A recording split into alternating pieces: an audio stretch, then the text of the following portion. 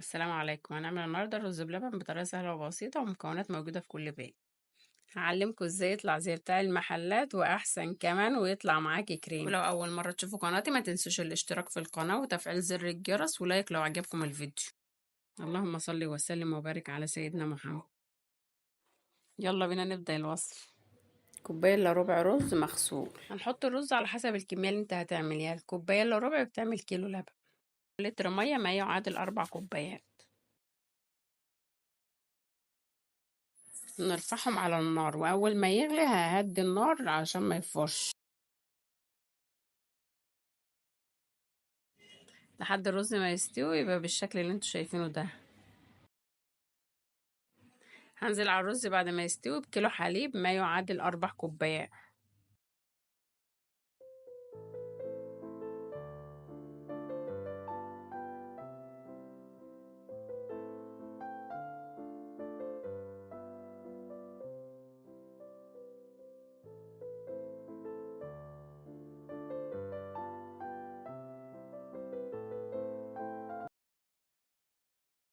ثلاث معالق كبار من النشا.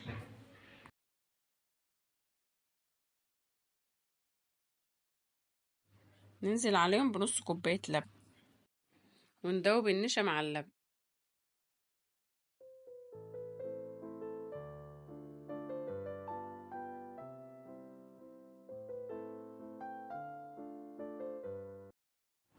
وننزل بالنشا على الرز بلبن وهو بيغلي.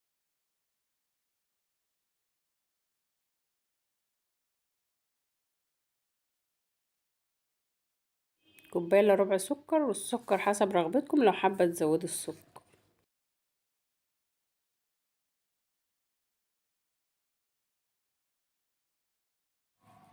علبة قشطة وقشطة وش اللبن او اي نوع قشطة متوفر عند حضرتك ممكن تستخدميه.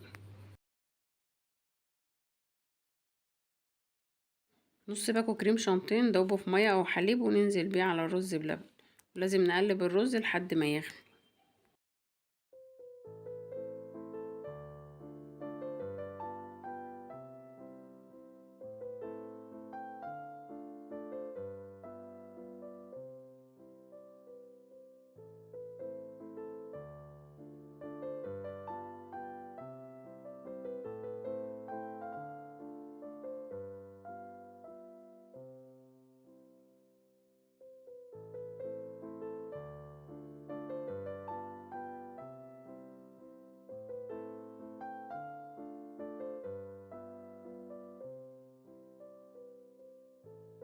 واول ما يغلي هطفي النار وبيكون بالقوام الكريمي الجميل ده.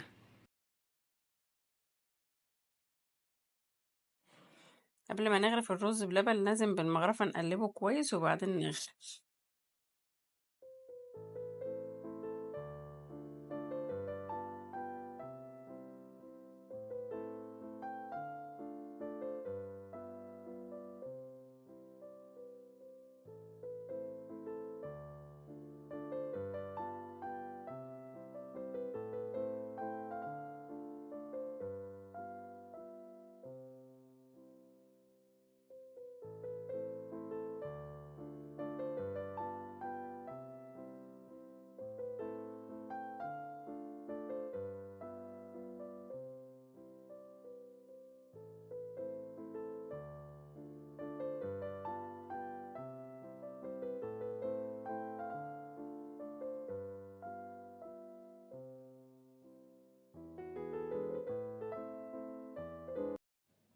بعد ما خلصت كل الكمية هاخد جزء ادخله الفرن تحت الشواية.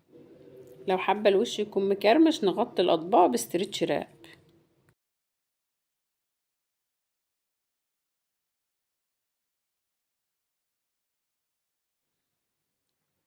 احلى رز بلبن لازم يكون بالمكسرات. اي مكسرات متوفرة عند حضرتك ممكن تزيني بيه. انا هزين بالزبيب وبجوز الهند.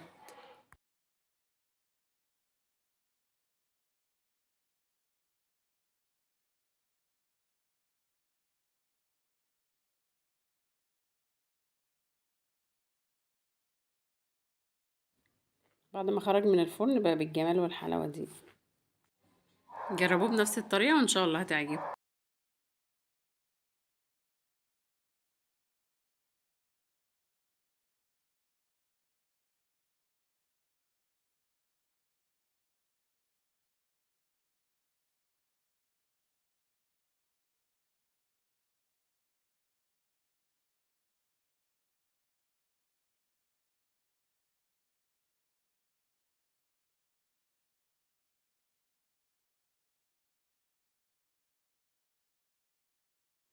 بصوا قد ايه الرز بلبن كريمي وجميل وطعمه روعة.